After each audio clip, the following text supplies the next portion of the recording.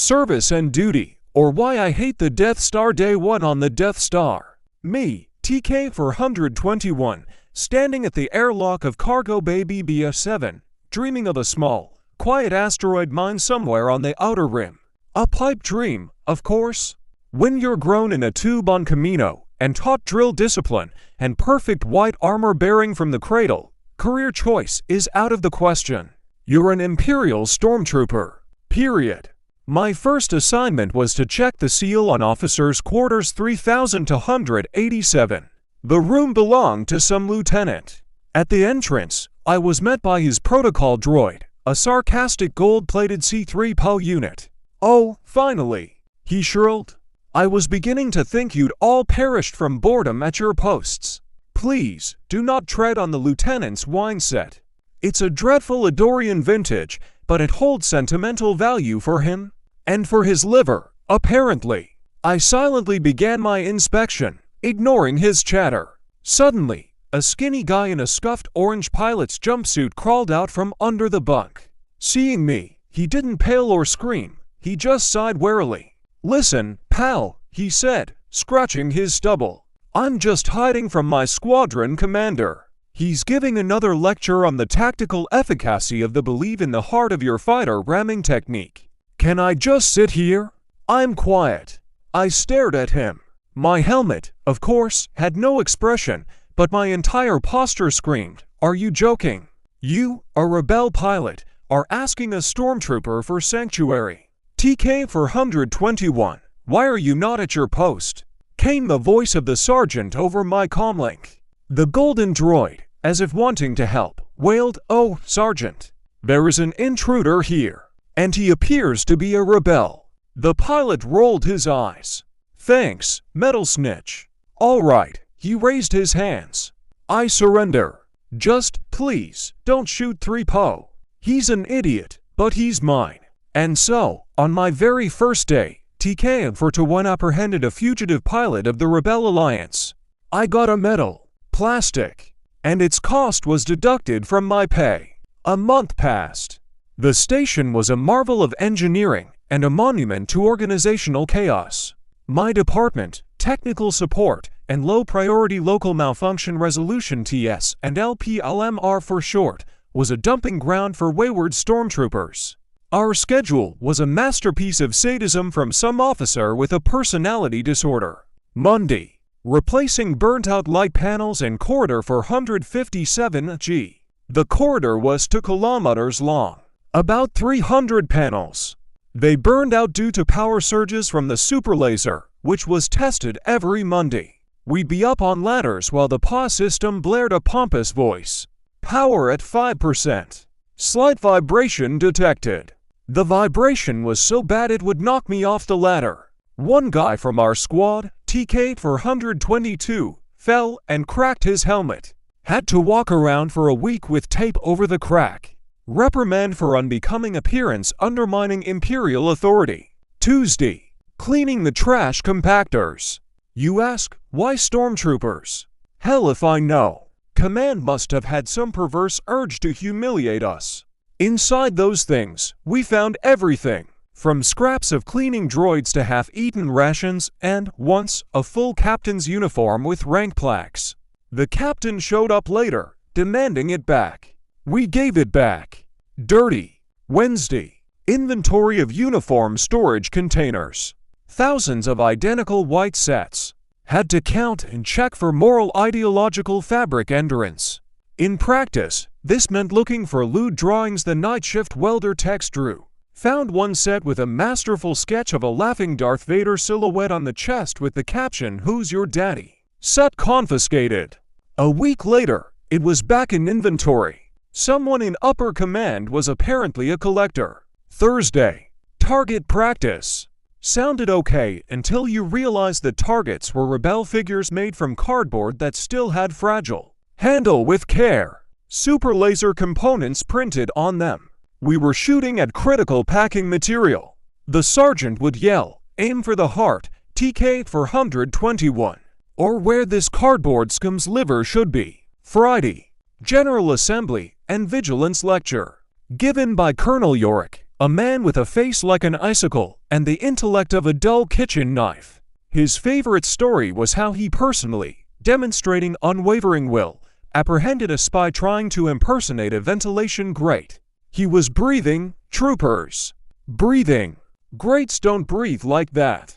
We stood at attention and quietly hated all existence. Saturday and Sunday. Theoretically, days off. Practically, guard duty outside the refreshers on deck C-113 because the civilian plumbers were on strike, demanding hazard pay for potential superlaser test exposure. One day, during a particularly soul-crushing Wednesday as I was counting socks for the 100th time, the sergeant approached me. "TK 421. You have a chance to redeem yourself. You and your partner, TK 422, are to escort an inspection team from Central Command through the resonant coupling sector." "What sector is that?" I asked, sensing a trap. "Where everything hums. Just go and don't ask questions. And change your helmet, that one still has tape." The inspection team turned out to be 5 individuals in perfectly pressed uniforms that smelled of expensive cologne and arrogance. They were led by one Morph Tarkin, a distant relative of that Tarkin, who had clearly gotten his post through connections. He kept squinting as if looking at something very far away and very stupid. We entered the sector. Sure enough, it hummed.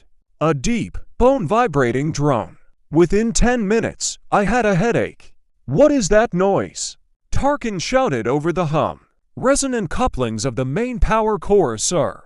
I barked as instructed. "All within parameters." "Parameters?" Tarkin scoffed. "I hear dissonance. It sounds like a B flat in the second octave when it should be a pure B. This is unacceptable." He pulled out a datapad and started scribbling. His entourage nodded in agreement. TK 422 and I exchanged a glance. Under our helmets, of course. Suddenly, the hum stopped. A ringing silence fell. "There. You see," Tarkin said triumphantly. "My complaint has already taken effect. The system has recalibrated."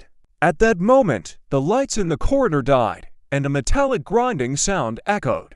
The PA system announced in a bland voice, "Attention! A cascading failure of buffer circuits has occurred in the resonant coupling sector. To prevent core overheating, emergency energy venting through ventilation shaft 12 of G has been initiated. Personnel within a 50-meter radius of the shaft are advised to evacuate." Tarkin went pale. "Where is this shaft?"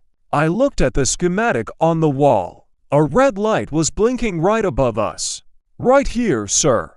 3 seconds of panic ensued, during which the officials managed to blame each other, us, the rebels, and poor genetics. Then, a torrent of superheated blue steam erupted from the ceiling. Non-lethal, according to the warning, but very, very unpleasant. When the system stabilized a minute later and the steam cut off, we were treated to a magnificent sight. The inspection team, in their perfect uniforms now coated in a strange blue frost, stood huddled together, shivering. A light smoke wafted from them, smelling of ozone and panic. Tarkin, with frost on his eyebrows, looked at me with faded eyes. You saw nothing." "Saw what, sir?" I asked innocently. "A standard technical malfunction occurred. You and your team demonstrated commendable coolness and resolve by remaining at your post until its resolution."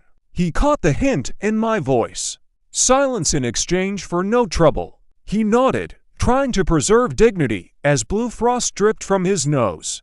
"Quite right. Standard procedure. Note in the report. Sector is functioning satisfactorily, with minor quirks. TK 422 and I were thanked. Unheard of." A week later, I got a promotion. I was now Senior Private TK 421, in charge of the weekly pressure checks on the hydraulic mounts of the outer ring turbolaser turrets. In open space. No time off. And then came the day that went down in history. That day, I was serving punishment for lapse in vigilance, fell asleep on post after a 36-hour shift cleaning the grease filters in the battle droid kitchens. My punishment was genius. I was assigned to conduct a verbal log of incoming and outgoing shuttles in Hangar DQ-7. Verbal. meaning I had to stand with a datapad and mutter aloud. Shuttle Lambda 435 has arrived. Shuttle Gamma 2 has departed for an entire shift. I stood there droning monotonously, watching the bustle. And then I saw them.